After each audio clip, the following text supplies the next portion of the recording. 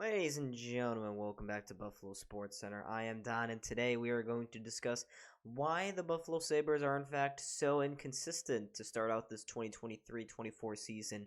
Now, it's pretty apparent, given by their record, that they are inconsistent. The Sabres, at the time of this recording, has a 10-11-2 record. They have only compiled one winning streak of 2 games this year. That's it, 2 games. Every other loss has been back and forth. 1 win, 1 loss. 1 win, 1 loss. Sometimes even 3 losses in a row, such as earlier in November.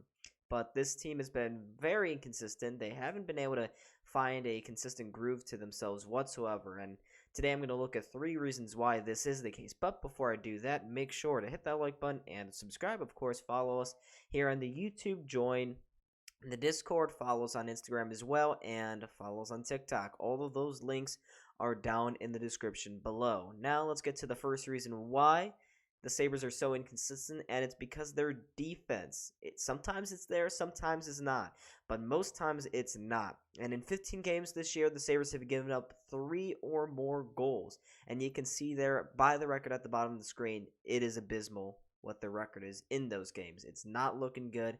And this actually corresponds a lot to the second reason why the Sabres are also struggling. But let me expand on this point a little bit more.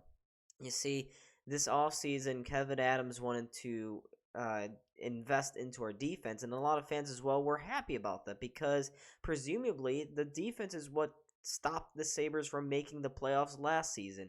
Defense and goaltending. Well, the Sabres have actually gotten average goaltending this year from Ukko-Pekka Luukkonen, Eric Comrie, not Devin Levi. That's why he's gone at the moment. He was shipped back to Rochester. But from Comrie and Luukkonen, yeah, they have been getting average to subpar goaltending, which is better than what they could have claimed last year. And with the goaltending now improving, it's just really highlighting the problems on defense. Now, I mentioned Kevin Adams invested in the defense in the offseason, and I mean investing really loosely because he did make a huge splash on the defensive core. He added Connor Clifton and Eric Johnson, and unfortunately for the Sabres, both of their free agent additions in Johnson and Clifton have really struggled this season. Eric Johnson, his only strong attribute about his game right now is that he is a good penalty killer. But other than that, he's slow on the ice. He doesn't move the puck out of the defensive zone very well. And for Connor Clifton, his IQ is just not there sometimes. I don't understand where he's at on the ice on some of these goals, what his passing, what his thinking is, because there just doesn't seem to be really a huge purpose in. Right now, he just seems extremely uncomfortable under Don Granato's defensive structure, if he does, in fact, have a defensive structure. And unfortunately, this Sabres D-core that is still here hasn't really taken a huge step forward. Henry Okiar, I made a video a couple weeks ago highlighting how he has improved and how the Sabres defense overall has improved. But over the last couple weeks, that narrative really has switched. I guess I spoke too soon because Jokiharju had a little injury. Owen Power has struggled with playing with the puck in open play over the last couple of weeks.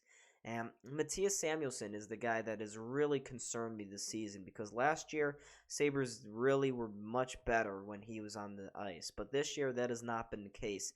On a couple of big goals now, he has really cheaply turned the puck over, and it's resulted in goals going the other way. And unfortunately for the Sabres, this happens a lot earlier, too, than it should be because one of their biggest problems right now is that they really do struggle in the first period. The Sabres are not good in the first period. You can see down there at the bottom of the screen how badly they're getting outscored in the first periods. And it's not a recipe for success to always be chasing the game. When you're getting outscored 30-19 in first periods, that puts you back 1 to 2 goals a game. And most times this team can't come back because it's already an insurmountable task. And unfortunately, we've seen many times this season where once the Sabres give up 1 goal, then they give up 2 goals, and then it quickly snowballs into 3 or 4.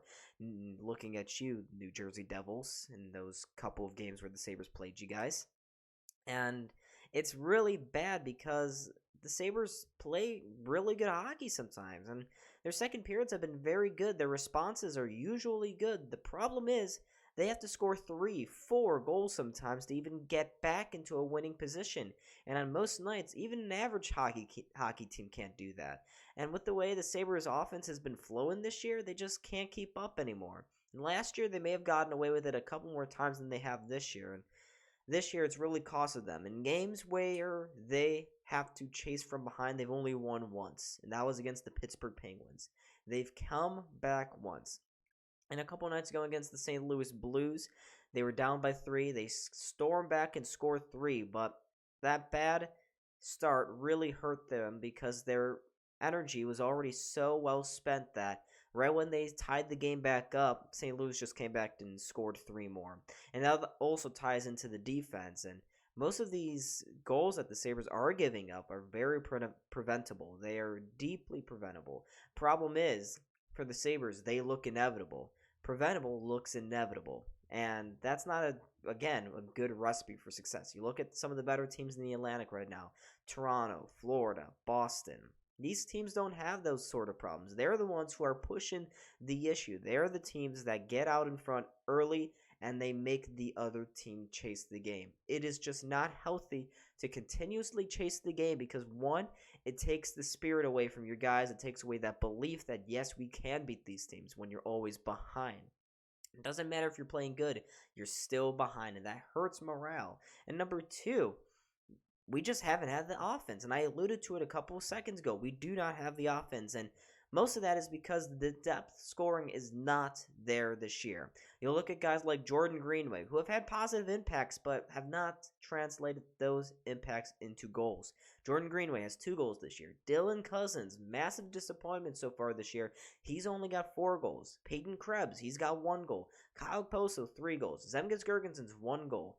Isak Rosén, who just got called up, he still hasn't scored his first goal of this season.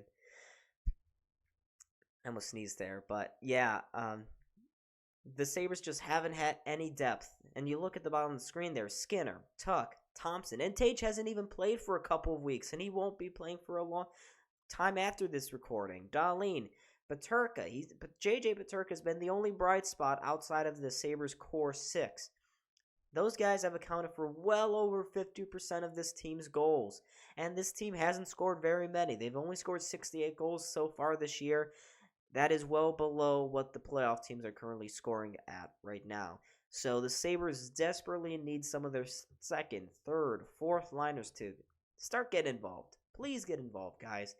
Dylan Cousins, I'm looking towards you, buddy. Jordan Greenway, looking towards you.